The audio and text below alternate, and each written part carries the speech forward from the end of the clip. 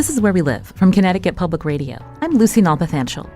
In recent years, students at Yale have pushed the university to divest its multi-billion-dollar endowment from fossil fuel companies in response to the climate change crisis. The divestment movement, a form of protest, has grown on other campuses, but so far at Yale, its endowment leaders haven't budged. Coming up, we'll learn more about divesting or the sale of stock in certain companies to advocate for change. We'll also hear different viewpoints on whether the movement is effective in getting institutions to think about more than just financial gain when investing. Now, do you think about ethical implications when you invest your money? We want to hear from you. Join our conversation, 860-275-7266. You can find us on Facebook and Twitter at Where We Live. My first guest joining us by phone is Mary Evelyn Tucker, supporter of Fossil-Free Yale, also director of the Forum on World Religions and Ecology at the university, where she also teaches. Mary Evelyn, welcome to the show. Thank you so much, Lucy. So briefly, describe divestment. Did I do a okay job describing it to listeners who may not have thought about this concept before? How would you describe it? Right. Well, in very general terms, of course, it's just reduction of assets for financial or ethical reasons. In this case, we're talking about fossil fuel divestment. So in 2010, there was tremendous pressure around the country in this movement to divest of stocks and bonds connected to companies involved in the extracted fossil fuel industry. This is moving towards divest and invest in renewables and so on. But what's happened since that time, in 5 years, in 2015, this has become the largest divestment movement in history. And in December 2018, it's included over 1,000 institutions, 58,000 individuals, and $8 trillion worth of assets. So this is a very significant movement, Lucy. I mentioned this is a student-led movement at Yale. We're going to be hearing from one of them in just a little bit. You teach at the university. Why did you get involved in this divestment movement? So I teach at the School of Forestry and Environmental Studies, the oldest environment school in the country, and also Divinity School and Religious Studies. And I'm involved because having studied the environment for really 50 years and studying the moral issues involved here on what we're facing, I am very much a supporter of the fact that we are not just in a moment of climate change, but climate emergency. The UK Parliament just voted for that. We have all kinds of new stakeholders moving in to say that this is a climate emergency. We have other groups beginning to divest. The medical profession, the AMA, is divesting because this health costs and so on and related issues there. The insurance industry, the Swiss Re, Munich Re have been talking about this forever, but in April at the stockholders meeting of Chubb Insurance, they said they will no longer support insurance in forest fire areas, in drought-ridden areas, in certain coastal water properties. Businesses are going to lose money in the trillions of dollars. The European Investment Bank just announced that it won't invest in fossil fuel projects. The World Bank has said this. So I'm supporting the students because more and more stakeholders, including business and insurance, and finally, the Department of Defense is saying this is a national security issue. Our bases in Norfolk and elsewhere are being subject to rising waters. So it's a national security issue. The Department of Defense has been saying this for 8 years. We need to take action. It's our students' future. It's the next generation's future. That's why I'm supporting them. Mary Evelyn, you mentioned different groups that have divested. A couple years ago, the Catholic Church made headlines for divesting from fossil fuel companies. So it is interesting to see this diverse movement growing. But I'm curious about the response at Yale University. You teach. Many people have graduated or go to school there now. It's a world-renowned university. And so I'm wondering, what do you think about the pushback that there's a reason the university is world-renowned, this endowment supporting the type of research and academic rigor that Yale has be known for? Yeah, I think it's a good question, obviously. So we have one of the largest endowments in college and university education, $20 29 billion. Harvard's is 39 billion. And so there's a moral responsibility here to take action. This came up, of course, many years ago with the divestment issue in South Africa. But, this is even bigger. And my question to Yale is, first of all, let me acknowledge that David Swensen is rather a genius in investment, and he is well respected at Yale.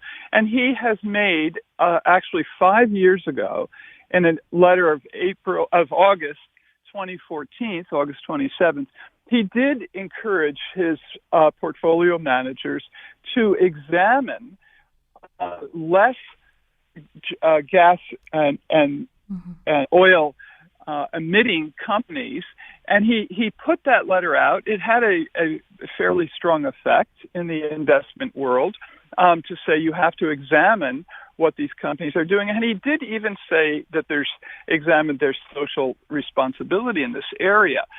He followed up with conversations and so on with those portfolio managers. But let's note, this was 2014. We're 5 years later. It was post. We've now had a Paris agreement where countries have made voluntary commitments to reduce their fossil fuel emissions. So we need some updating from Yale on these issues. And even the report that came out in August 2016 is not really sufficient. And why is that the case? Because the argument by the Office of Investment is still that this is a problem of the consumers, not the producers of oil and gas.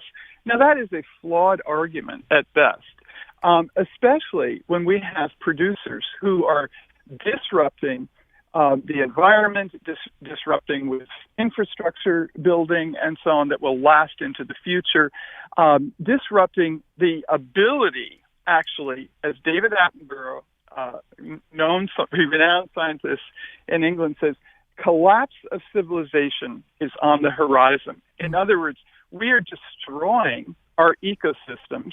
We are impacting especially vulnerable people around the world. This is an environmental justice issue. What has happened just in this last year, 2018, the cost this country alone of $91 billion of hurricanes and fires and so on should say that there's something here that is financially no longer viable and morally unacceptable. And that is what the students are saying. Mary Evelyn Tucker. That is our issue. Mary Evelyn Tucker joins me by phone. She's a supporter of fossil-free Yale. As we look more into this divestment movement growing across college campuses, not just at Yale University, but this idea that students and others are pushing investment leaders to think about ways to divest their investments in fossil fuel companies.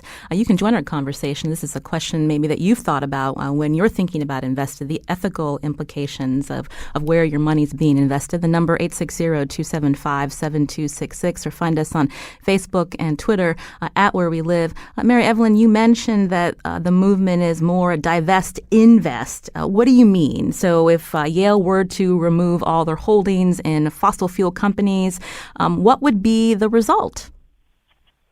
So, first of all, this is a process that's not going to happen overnight. And certainly Swensen acknowledges that. So does the divestment movement.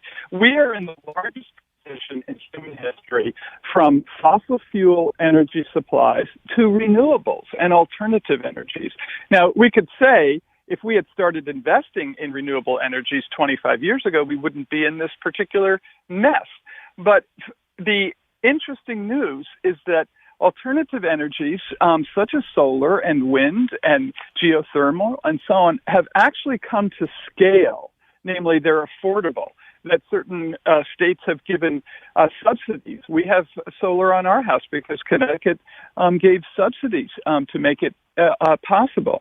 So the divest means we then move to invest in research and development and supporting these alternative energies and so on. The Wallace Global Fund, one of the great philanthropic funds in New York, helped to start this movement.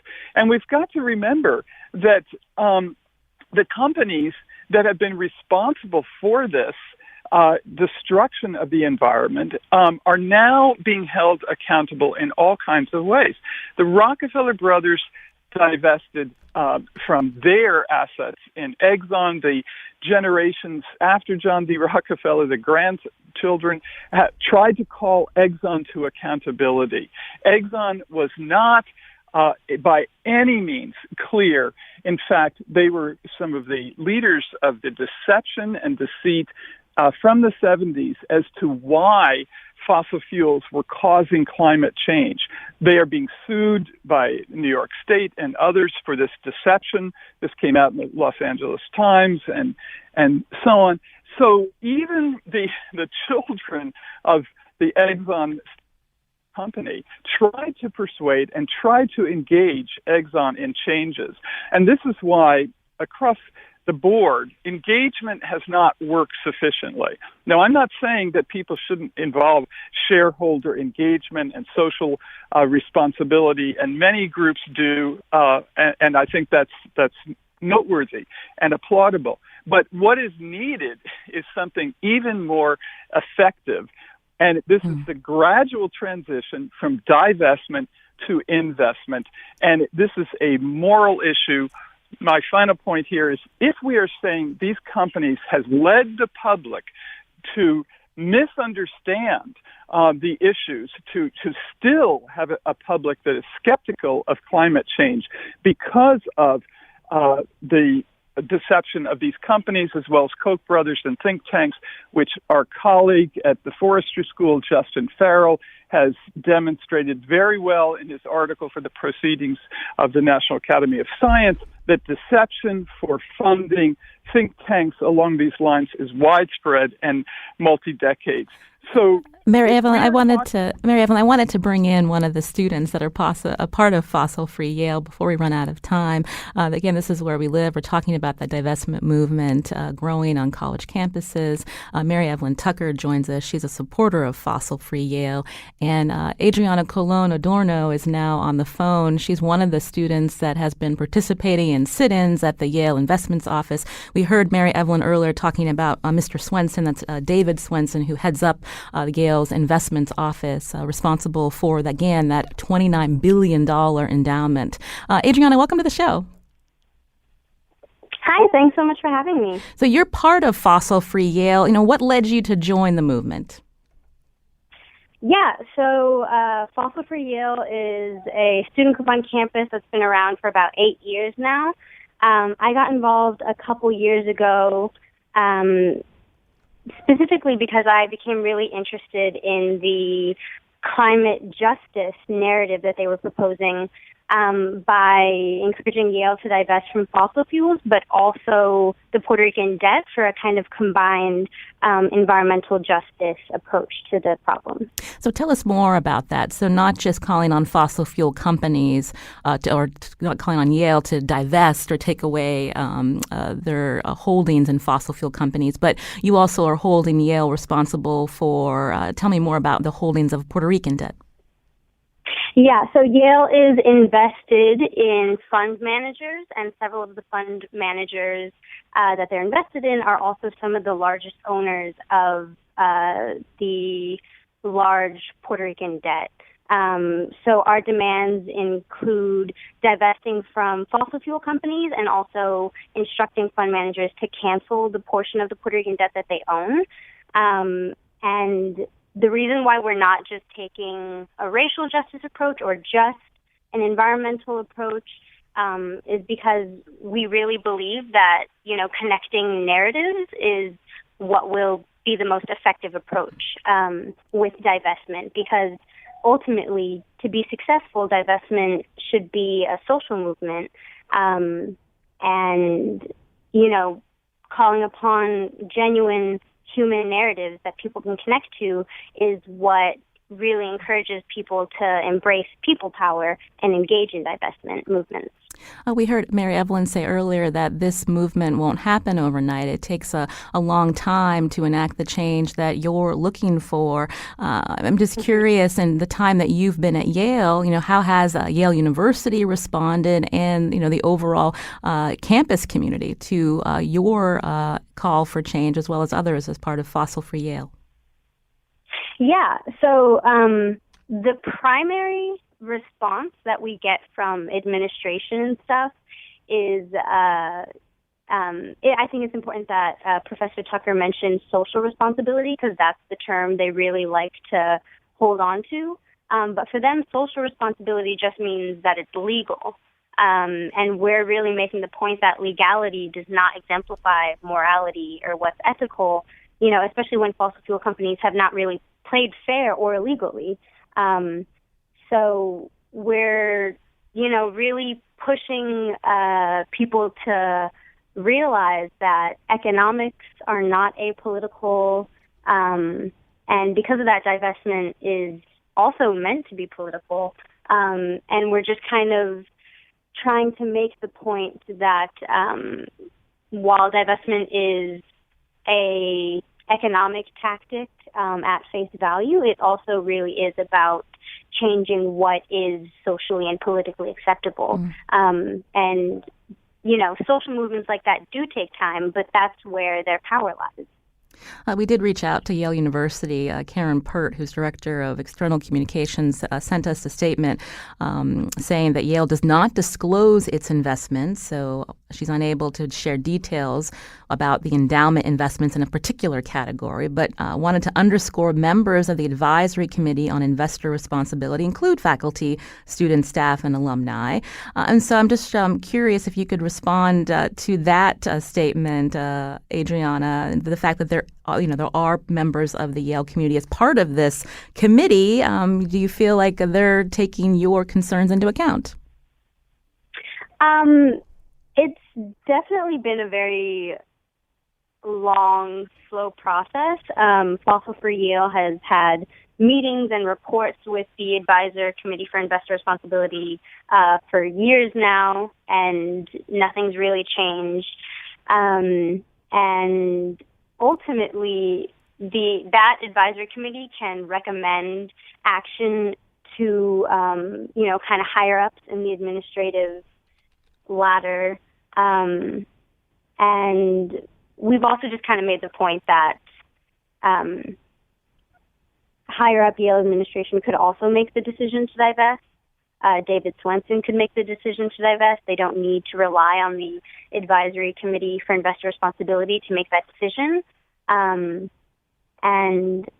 yeah, kind of going back to, there are, some students and community members on that panel. One of the biggest pushbacks that you get is like, the economics is complicated and Yale has to make a profit and the endowment is important. But we're, again, kind of making the point that none of this is apolitical, and as soon as you remove the impact on human lives from the conversation to try to keep it, clean and cut, it almost makes the conversation pointless.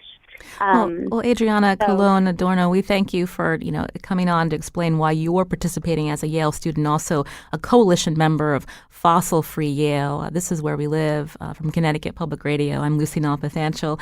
Coming up, we're going to talk more about divestment and also ask, is divesting from a certain company an effective way to push for change? We're going to explore that question, and we'll also take yours. You can join us, 860-275-7266, or find us on Facebook and Twitter at Where We Live.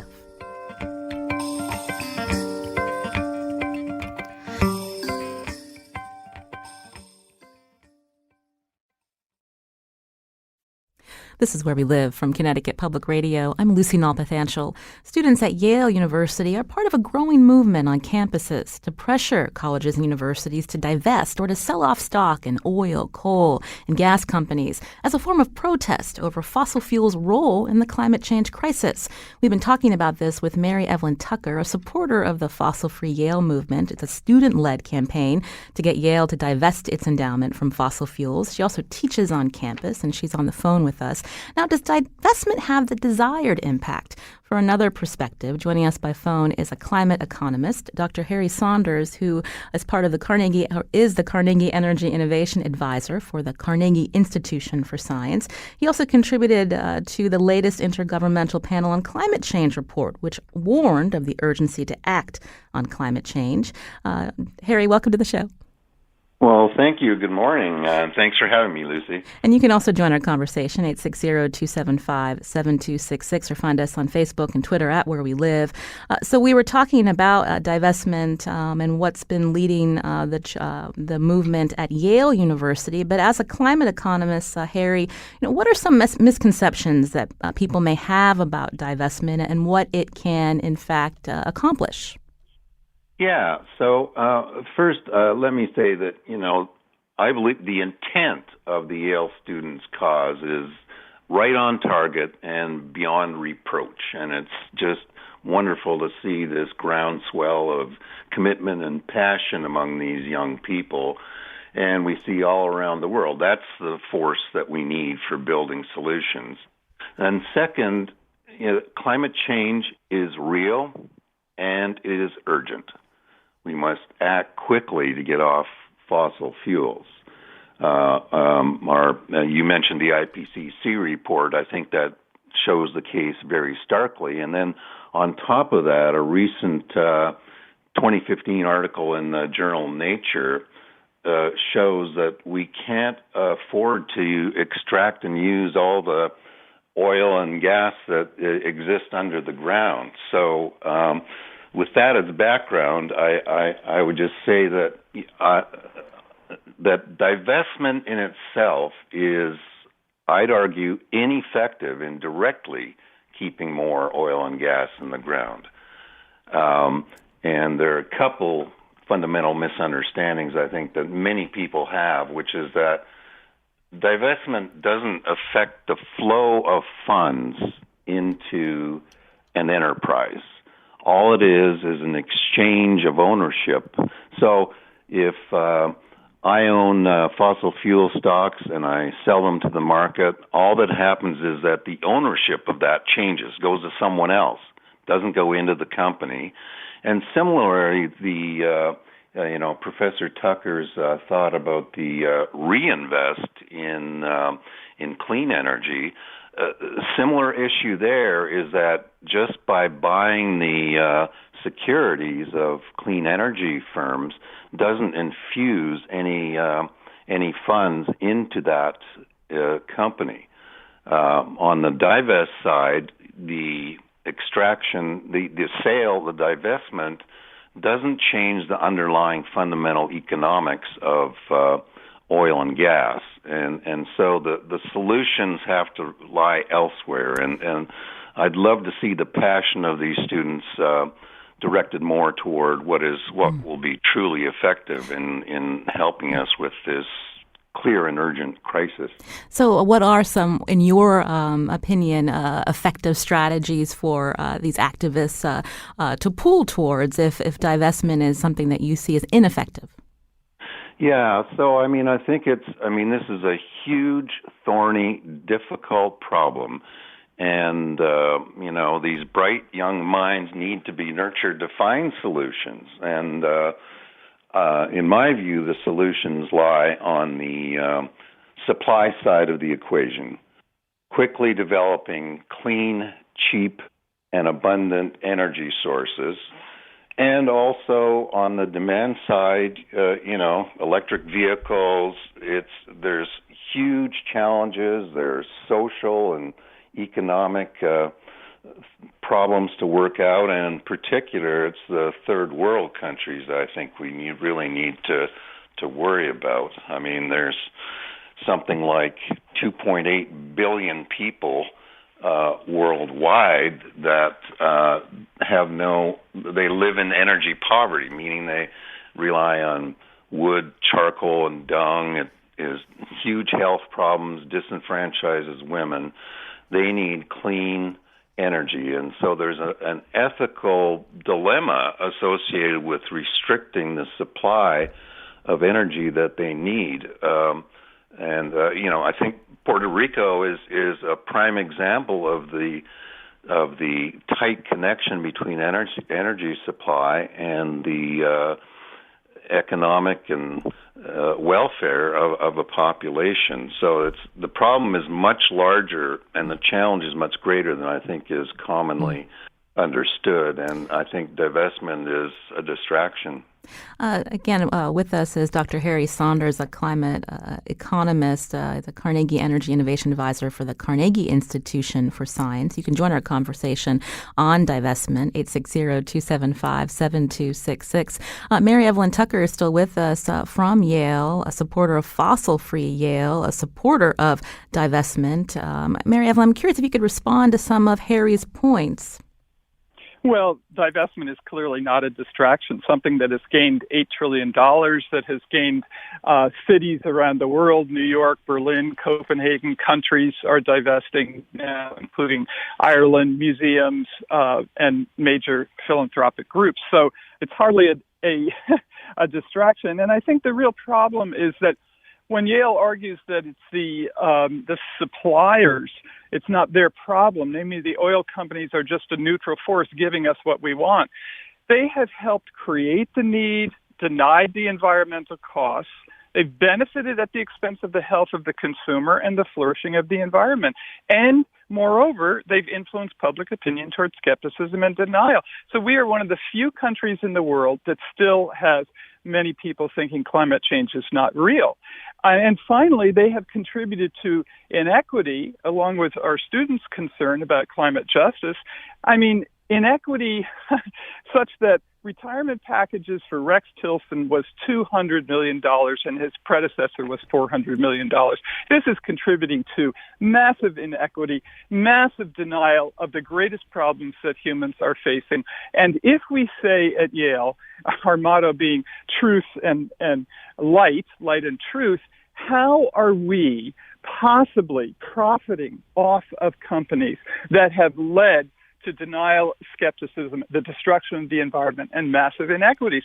This is morally irresponsible. I'm not saying we have immediate answers as to how to do this, but the question is, can Yale's moral imagination align with its mottos of truth and light and align with a scientific understanding that climate change is the greatest existential threat to our planet? Yes, we have things going on campus in terms of this, trying to measure our carbon footprints. We have many scholars studying this. We have classes on this and so on. But there's something larger, and a moral shift is what's needed. It's why religious institutions have done this, the World Council of Churches and so on, the UCC, United Church of Christ, with one of Yale's graduates, Jim Antel, has led their divestment movement. Gus Beth, our former dean, the head of the World Resources Institute founder and the National Resources Defense Council, is strongly advocating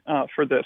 We had 1,000 people sign a letter at Yale supporting this. We've had alums supporting it. The vast majority of students support it. I think there's a moral groundswell in this direction. Well, Mary Evelyn Tucker, again, we thank you for joining us here on Where We Live to explain why the movement is so important to you and many others at the university. Again, Mary Evelyn Tucker is a supporter of fossil-free Yale and also director of the Forum on World Religions and Ecology at Yale, where she also teaches. You can join our conversation, 860-275-7266. Before we broaden out our discussion of divestment from Yale, I wanted to take some calls.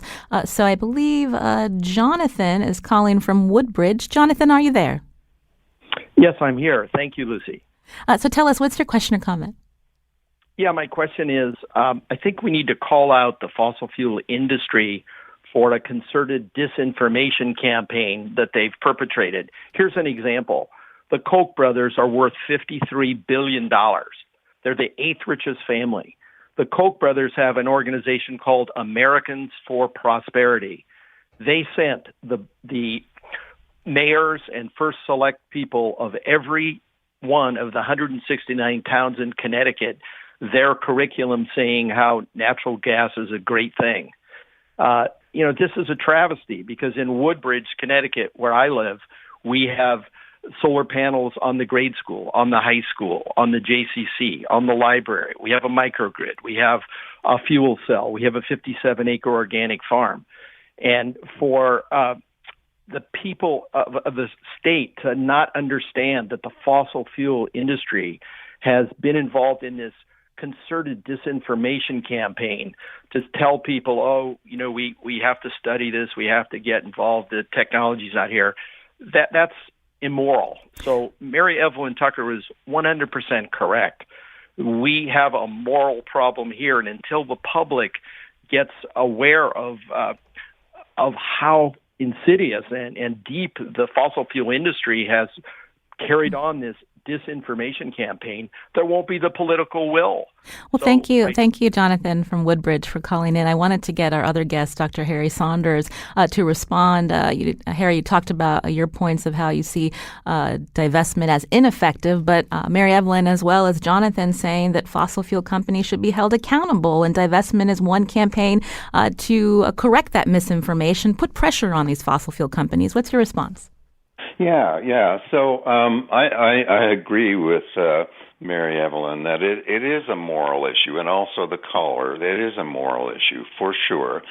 But what it comes down to is divestment does not hurt the companies that are divested from. If to the extent that part of the objective is to bring them to heal. Divestment doesn't affect them because it does not change the underlying economics of the enterprise operation. It just shifts ownership among other people. So, I agree with the sentiments being expressed here, but the strategy is flawed.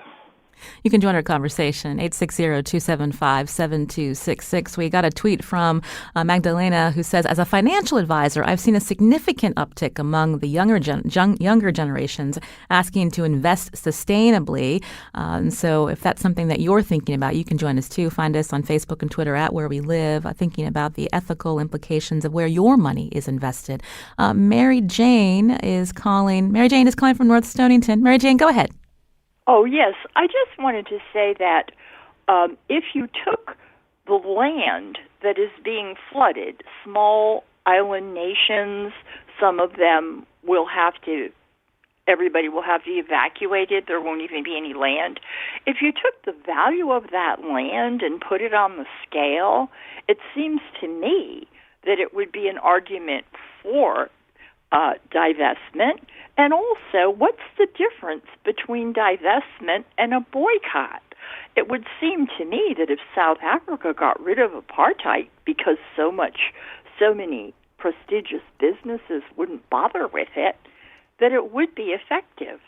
Now, that's just what I have to say. Well, thank you, Mary Jane, for your comment. It actually goes really well with bringing in our next guest. Umair Irfan is a staff writer at Vox.com. We wanted to learn more about divestment broadly. He's joining us today from Monitor Studios in Washington, D.C. Umair, welcome to the show. Hi, Lucy. Thanks for having me. So we just heard from a caller in Connecticut mentioning if divestment worked for apartheid, why not for fossil fuel companies? So maybe you could give us some more context about how long this divestment movement has existed, and has it been effective in other places? Sure. South Africa is sort of the classic case of divestment.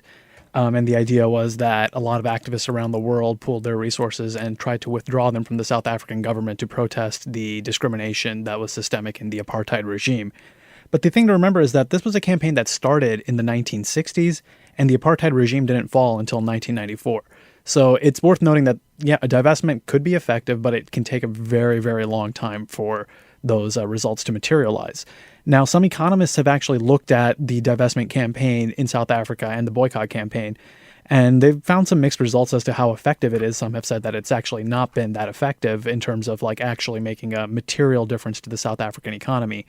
But what it did do was it definitely hurt the country's brand around the world. It became so politically toxic to do business with South Africa, and that major economies were finding it so difficult to even, share the stage or to have, their money or any of their businesses operating in South Africa, that they created a lot of public pressure from around the world on the regime. And that was a part of why they eventually had to yield.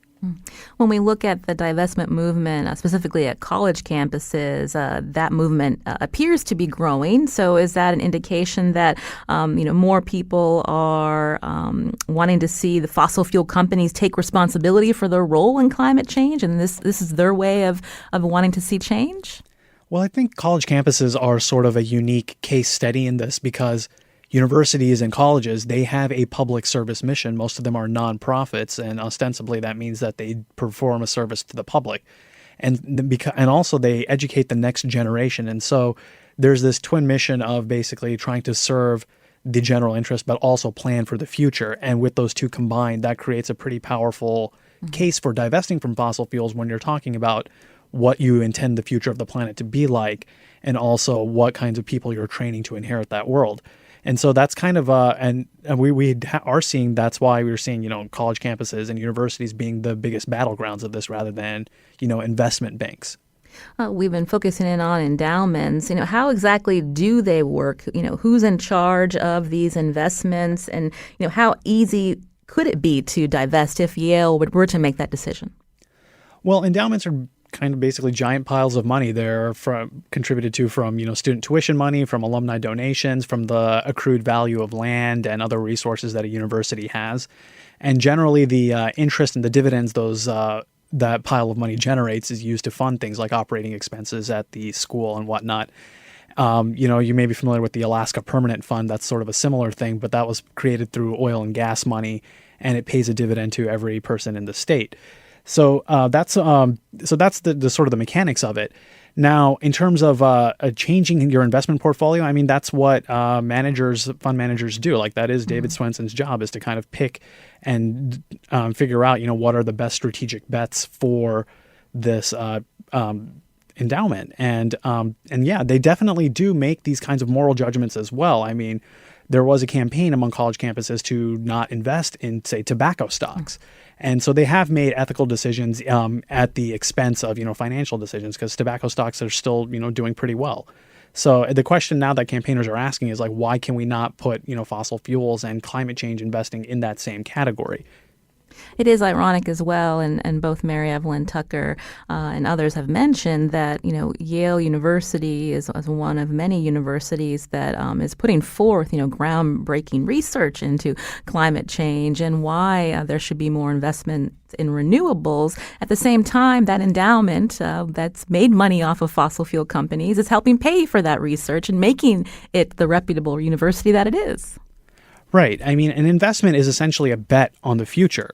And that is why the moral argument comes into play. You are betting that the fossil fuel industry will continue to perform well, will continue to grow and expand, and at the same time arguing that we cannot continue to allow the fossil fuel industry to grow and expand. That there is going to have to be a massive constraint in our use of coal, oil, and natural gas around the world in order to limit the warming that we're projected to see in this century. When I was thinking about this show, we've also been hearing from cities and municipalities that are divesting from fossil fuel companies with their pension funds, and so they're accountable to the retirees that are part of the pensions. And so, in that regard, when we think about university endowments, is David Swenson accountable to the students, the alumni, the faculty? Yeah, I mean, they regularly have these public shareholder meetings, and you have seen, the Yale divestment campaigners disrupt some of those meetings as some of their protest actions. So, yeah, because it is a profit institution, and because they are accountable to, alumni and students and whatnot, there is sort of this public reckoning that happens at these kinds of institutions that you don't typically see at, major Wall Street investment banks that are also investing in fossil fuels. I wanted to go back to Dr. Harry Saunders, who's a climate economist. Harry, you mentioned marginalized communities. Again, they're least responsible for climate change, but impacted the most. What are some other ways that activists can push to see investments in these communities? Well, that's very key. That's what has to happen, is there have to be actual flows of real funds. Umair has it right. The South African situation, so there are indirect effects of divestment that over time can take place. And in the case of South Africa, what it amounted to a restriction of flow of actual funds into that economy, and it hurt them. And so it wasn't divestment itself, but the ancillary effects of it. And so but the massive poverty globally, there needs to be actual flows of funds into those countries to help them build out the infrastructure of modernity in a way that supplies clean, cheap, and abundant energy. And that should be a key target of a movement like this, in my view. Harry Saunders, again, is the Carnegie Energy Innovation Advisor to the Carnegie Institution for Science. Harry, thank you for joining us today here on Where We Live. Well, thank you for having me. I'm Lucy Nalpathanchel. With us from Monitor Studios in Washington, D.C. is Umair Irfan, staff writer at Vox.com. Coming up after the break, again, divestment's one strategy to exert pressure on certain companies, but we're going to ask Umair to talk more about other ways consumers are advocating for change. You can join us too. Find us on Facebook and Twitter at Where We Live.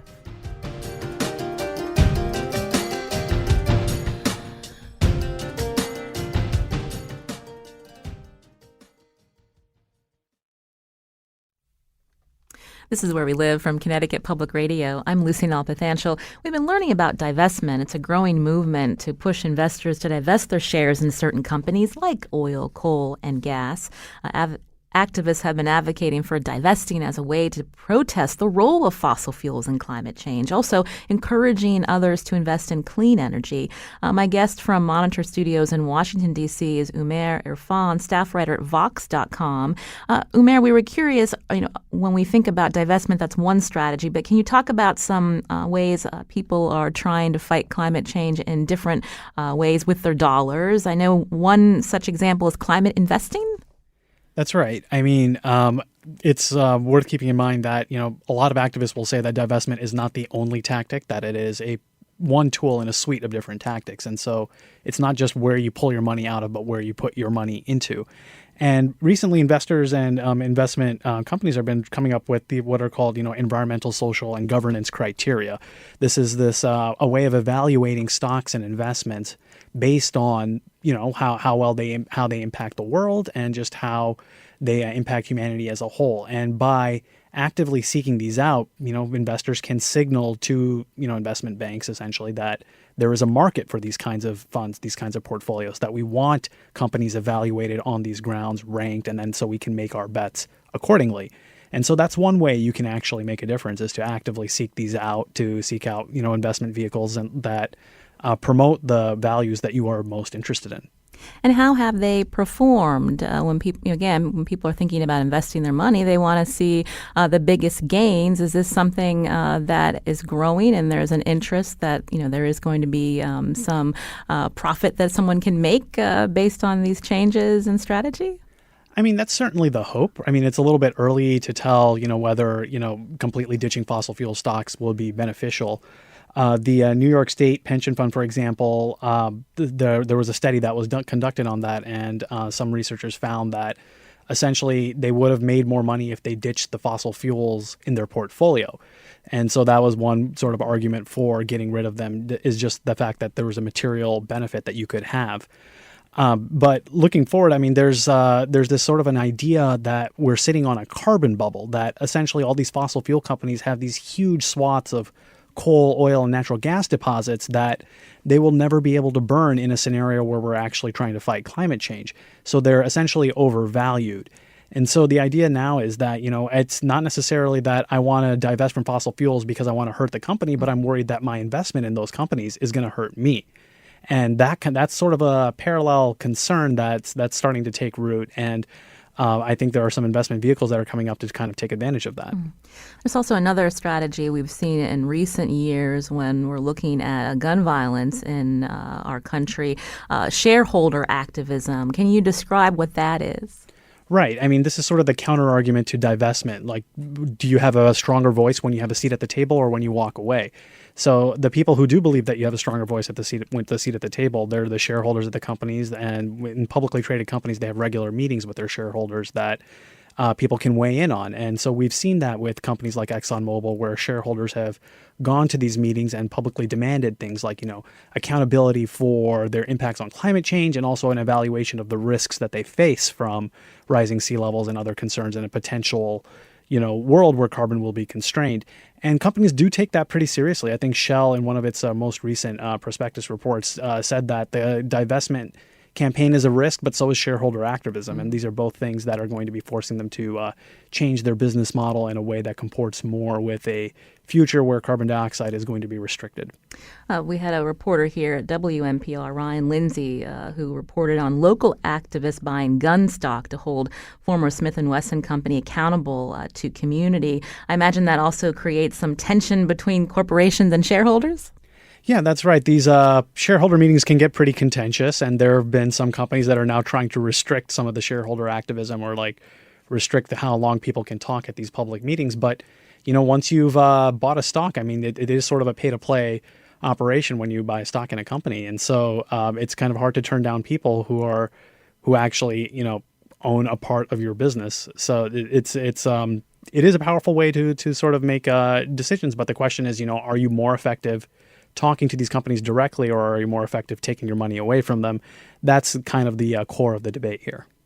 Here in Connecticut, consumers can actually shop around and switch their electricity plans to a 100% renewable energy source. Umair, any idea if those kinds of efforts locally are gaining traction? Yeah, a lot of utilities do offer sort of a checkoff where you can select, the renewable energy option. And often it comes with a surcharge, but if you show that there is a market for this, that there are people who are willing to concede the lowest price for a social or environmental benefit, that will encourage businesses to do more of it. And that will certainly encourage them to develop more renewable energy, knowing that they can still charge a premium for it. And so that is one way to send a signal. Going back to climate investing, again, with the U.S. pulling out of the Paris Accord, Asia also being a big polluter, but they're also, in a way, putting out more investments in solar panels, something that the U.S. is falling behind on. Right. I mean, many developing countries, they're hungry for energy in just about any form that they can get it. And so that does mean that they're investing in renewable energy, not necessarily for the green bona fides, but more so that they need energy in these remote areas where a major power plant won't be a viable option. And so it's sort of a practical concern. But the other practical concern is that air pollution is starting to become a huge political issue in countries like India and China. And they're finding out that they just can't build these massive plants anymore near these massive cities, and they need cleaner options. So it's not necessarily motivated by climate change, but there certainly is a huge and growing interest in renewable energy and clean energy for exactly those reasons. Well, I want to thank Umair Irfan for joining us today from Monitor Studios in Washington, D.C. He's a staff writer at Vox.com. We'll tweet out some links at Where We Live of his reporting on divestment and other strategies where consumers are demanding change, looking at the climate change crisis. Umair, thanks so much for joining us. We appreciate it. Thank you for having me, Lucy. Today's show produced by Carolyn McCusker with help from Lydia Brown. Our technical producer is Kyone Wolf. Thanks to Jesse Steinmetz on the phone. You can learn more about the show. Just download our podcast, Where We Live, on your favorite podcast app. I'm Lucy Nalpathanchel. As always, thanks for listening.